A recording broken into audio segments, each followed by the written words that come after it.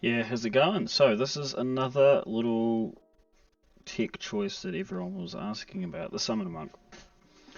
A lot of people said it's not good, you know, discarding spells isn't good, etc, etc, like if it does get ash blossomed or whatever.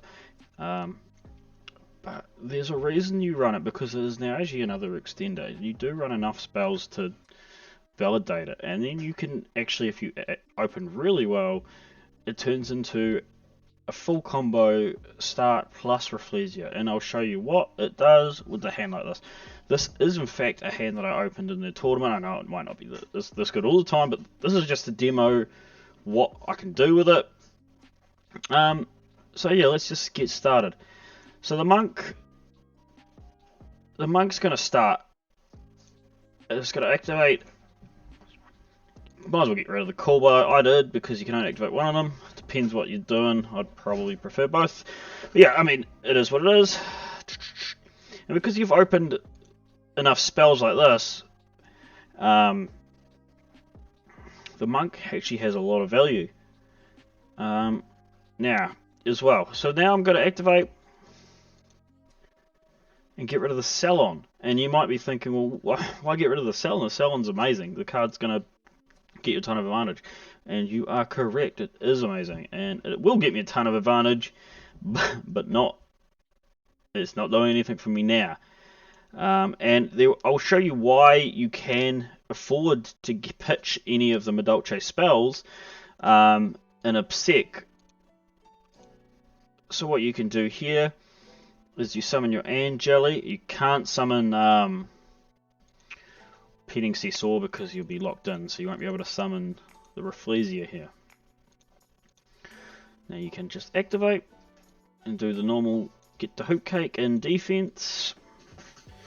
So now this is battle protected, and you can activate and start your combo. It's obviously it's not as flash because you're now having to banish the Angeli instead of maybe getting rid of a teacher or something, but this still has a ton of value. Now you can activate and do the normal line of play.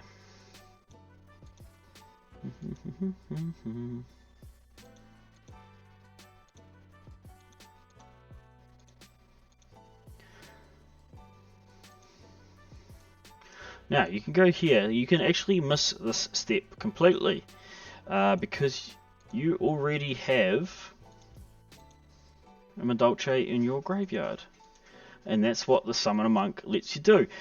And that's why you're not that afraid of pitching any Madolche spells, because you can activate this further down the line. So now you want to activate, pitch your petting.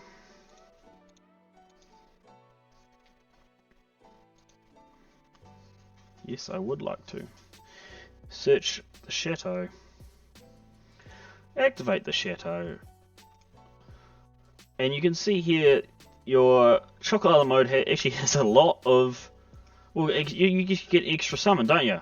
You get an extra summon off her effect, which is outstanding.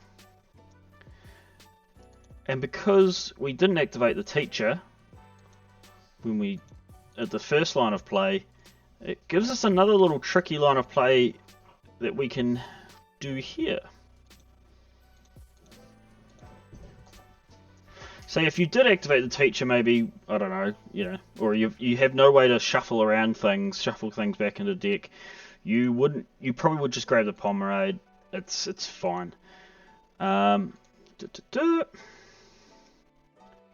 now this is where you'll shuffle, and you got to really take into account all these small little things that you can do. You won't want to shuffle it to the hand, because then Chocolate Island mode is not going to activate. So you're going to go ahead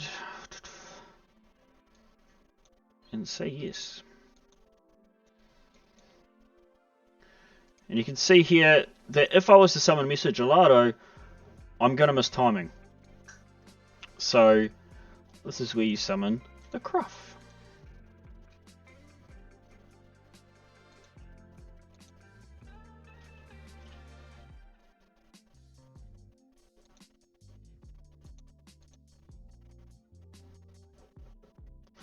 Now you can see if I was to go into the fresh Sistart here or here, obviously it's going to be protected.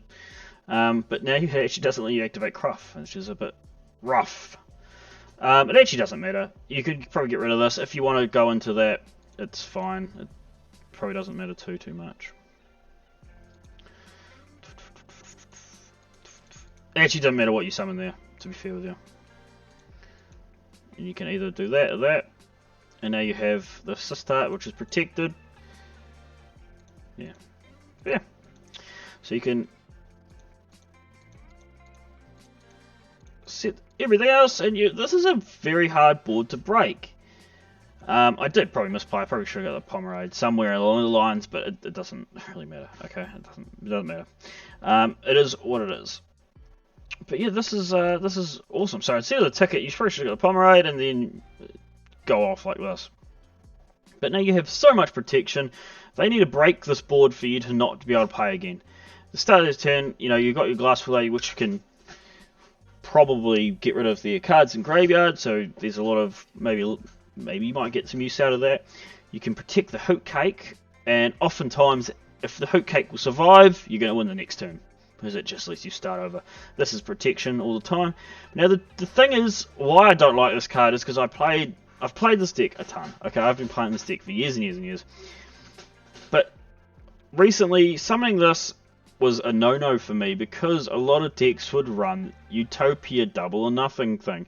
And they just hit you here, you straight up aren't winning. You actually lose, because it's in attack mode. That's why a lot of times I'll just summon probably on the other videos, I've just had cards in defense instead of summoning her. And I know the protection is all nice, but yeah, it doesn't. It's however you feel. A lot of times I wouldn't summon her. That's all I'm saying. But yeah, so this is just another part of the combo.